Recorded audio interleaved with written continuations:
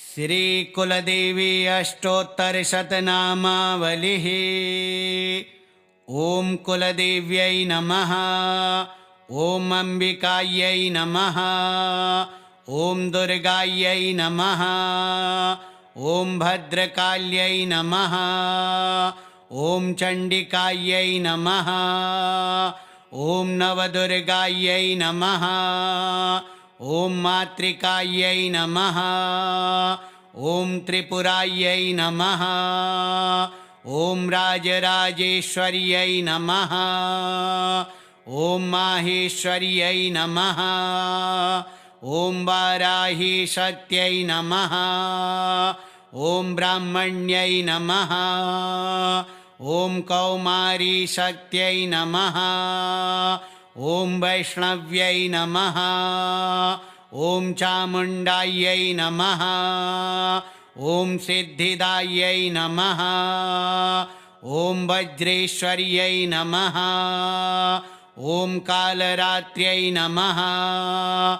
ॐ भैरव्यै नमः। ॐ त्रैलोक्यपालिन्यै नमः। ॐ भुवनेश्वर्यै नमः। ॐ भगवत्यै नमः।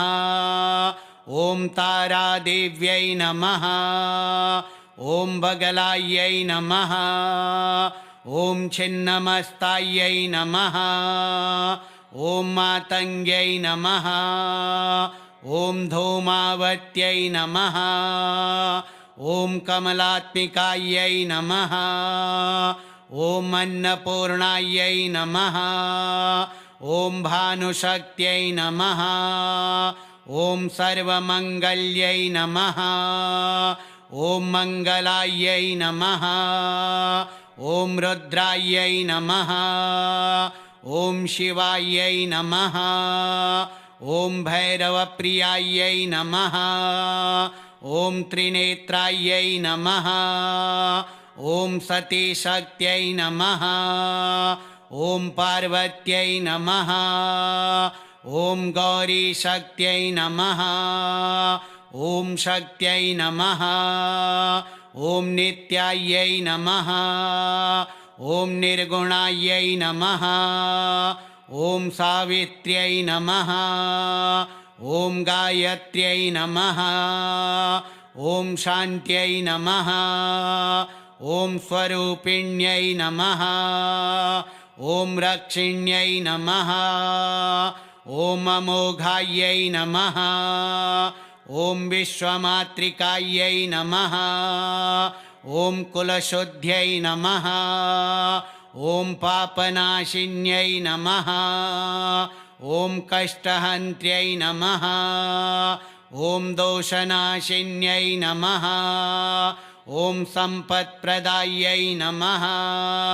ॐ आरोग्यदायै नमः। ॐ सन्ततिप्रदायै नमः। ॐ ऐश्वर्यदायै नमः। ॐ कुलप्रदायै नमः। ॐ रक्षारूपिण्यै नमः। ॐ सिद्धिदायै नमः। ॐ स्नेहरूपिण्यै नमः। ॐ विजयप्रदायै नमः। ॐ भयत्रात्र्यै नमः। ॐ शान्तिदायै नमः। ॐ शौर्यप्रदायै नमः। ॐ वरप्रदायै नमः। ॐ दयामय्यै नमः। ॐ निर्भयायै नमः। ॐ गुप्तरूपिण्यै नमः। ॐ आदिशक्त्यै नमः। ॐ तेजस्विन्यै नमः। ॐ सर्वज्ञायै नमः। ॐ पराम्बायै नमः। ॐ महाकाल्यै नमः। ॐ अनन्तायै नमः। ॐ योगिन्यै नमः। ॐ कुलाचार्यै नमः। ॐ नित्यक्लिन्ने नमः। ॐ सौम्यायै नमः। ॐ तपस्विन्यै नमः। ॐ स्तम्भिन्यै नमः। ॐ मोहिन्यै नमः।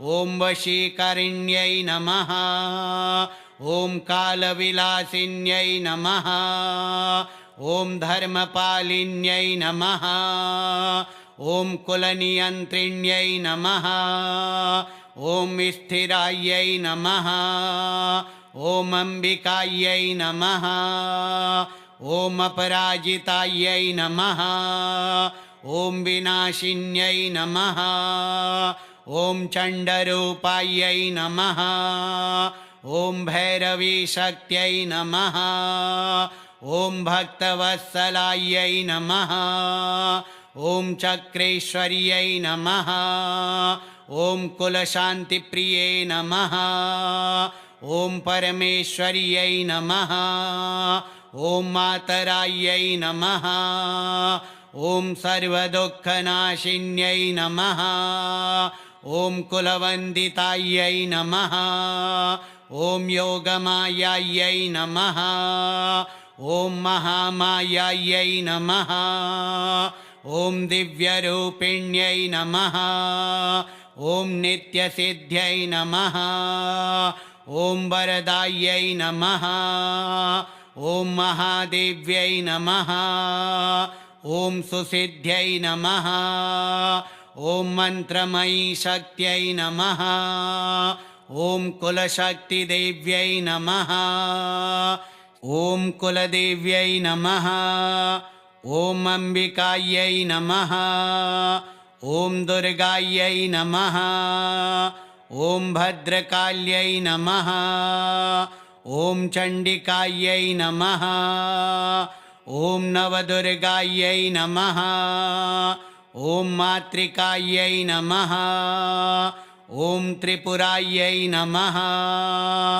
ॐ राजराजेश्वर्यै नमः ॐ माहेश्वर्यै नमः ॐ वाराहीशक्त्यै नमः ॐ ब्राह्मण्यै नमः ॐ कौमारीशक्त्यै नमः ॐ वैष्णव्यै नमः ॐ चामुण्डायै नमः ॐ सिद्धिदायै नमः ॐ वज्रेश्वर्यै नमः ॐ कालरात्र्यै नमः ॐ भैरव्यै नमः ॐ त्रैलोक्यपालिन्यै नमः ॐ भुवनेश्वर्यै नमः ॐ भगवत्यै नमः ॐ तारादेव्यै नमः ॐ बगलायै नमः ॐ छिन्नमस्तायै नमः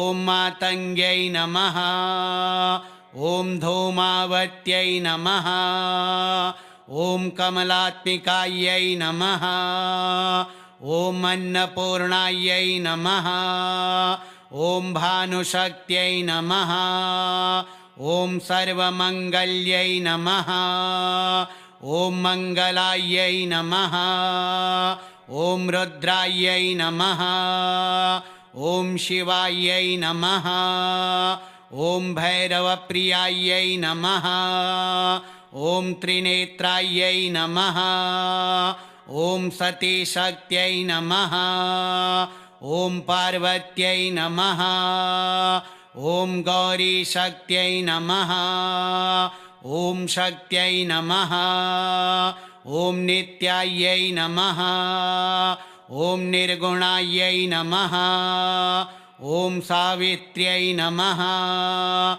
ॐ गायत्र्यै नमः ॐ शान्त्यै नमः ॐ स्वरूपिण्यै नमः ॐ रक्षिण्यै नमः ॐ अमोघायै नमः ॐ विश्वमातृकायै नमः ॐ कुलशुद्ध्यै नमः ॐ पापनाशिन्यै नमः ॐ कष्टहन्त्र्यै नमः ॐ दोषनाशिन्यै नमः ॐ सम्पत्प्रदायै नमः ॐ आरोग्यदायै नमः ॐ सन्ततिप्रदायै नमः ॐ ऐश्वर्यदायै नमः ॐ कुलप्रदायै नमः ॐ रक्षारूपिण्यै नमः ॐ सिद्धिदायै नमः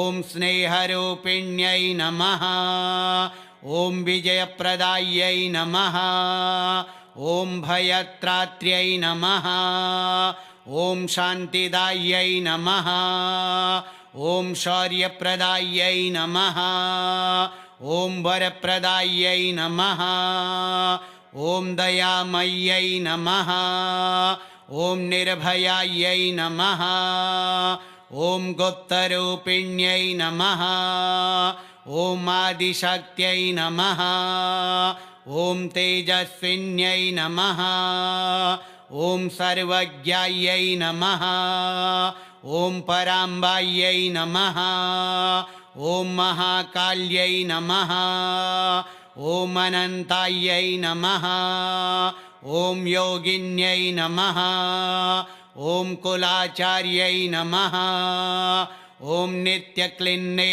नमः ॐ सौम्यायै नमः ॐ तपस्विन्यै नमः ॐ स्तम्भिन्यै नमः ॐ मोहिन्यै नमः ॐ वशीकरिण्यै नमः ॐ कालविलासिन्यै नमः ॐ धर्मपालिन्यै नमः ॐ कुलनियन्त्रिण्यै नमः ॐ स्थिरायै नमः ॐ अम्बिकायै नमः ॐ अपराजितायै नमः ॐ विनाशिन्यै नमः ॐ चण्डरूपायै नमः ॐ भैरवीशक्त्यै नमः ॐ भक्तवत्सलायै नमः ॐ चक्रेश्वर्यै नमः ॐ कुलशान्तिप्रिये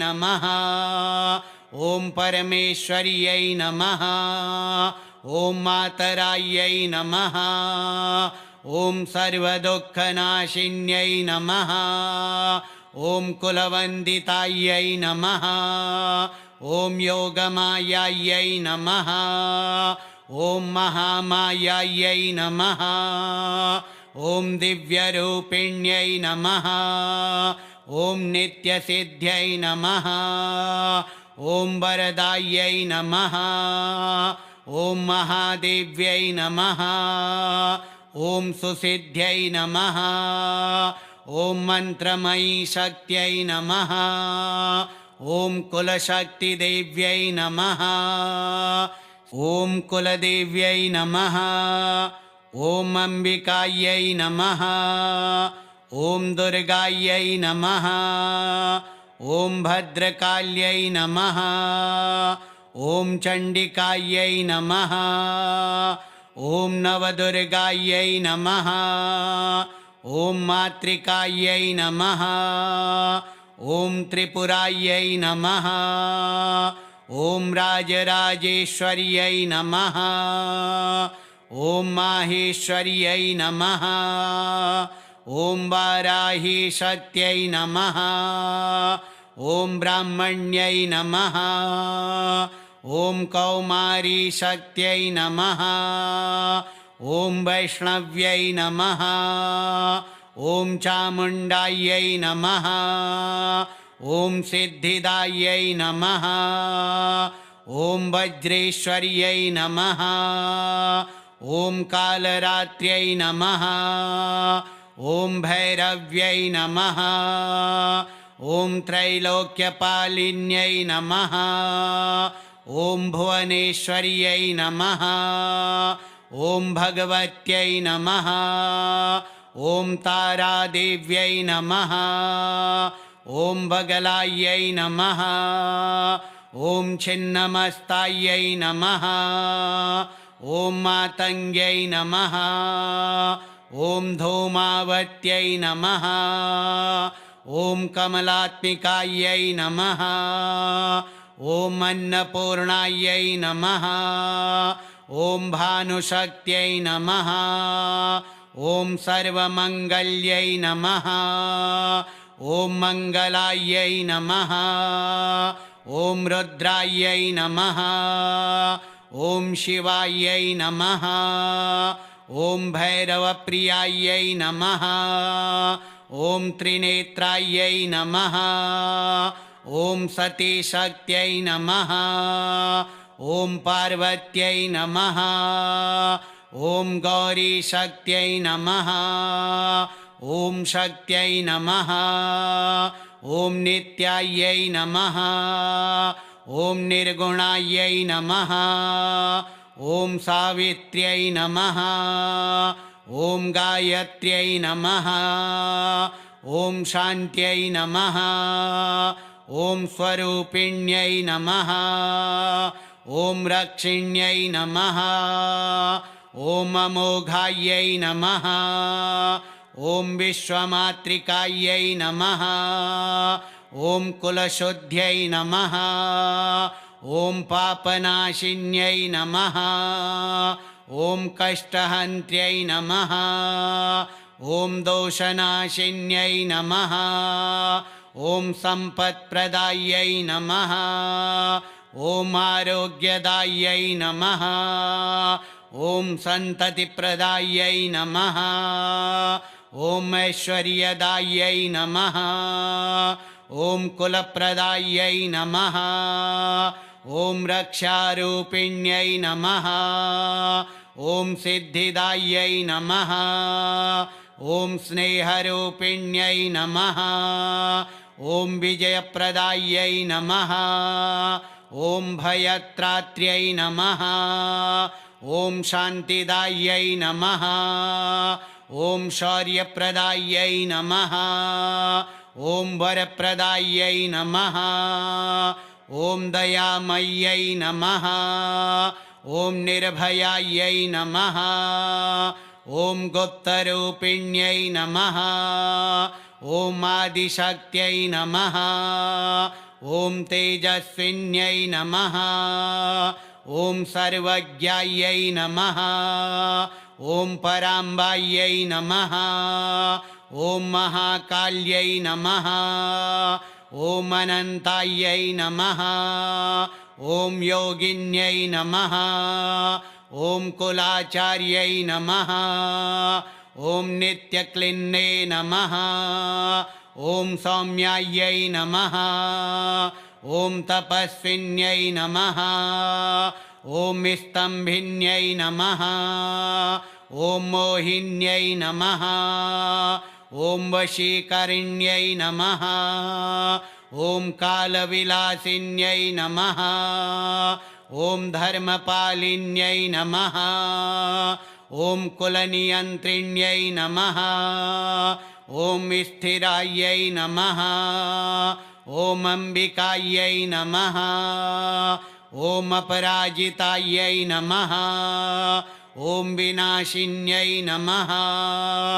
ॐ चण्डरूपायै नमः ॐ भैरवीशक्त्यै नमः ॐ भक्तवत्सलायै नमः ॐ चक्रेश्वर्यै नमः ॐ कुलशान्तिप्रिये नमः ॐ परमेश्वर्यै नमः ॐ मातरायै नमः ॐ सर्वदुःखनाशिन्यै नमः ॐ कुलवन्दितायै नमः ॐ योगमायायै नमः ॐ महामायायै नमः ॐ दिव्यरूपिण्यै नमः ॐ नित्यसिद्ध्यै नमः ॐ वरदायै नमः ॐ महादेव्यै नमः ॐ सुसिद्ध्यै नमः ॐ मन्त्रमयी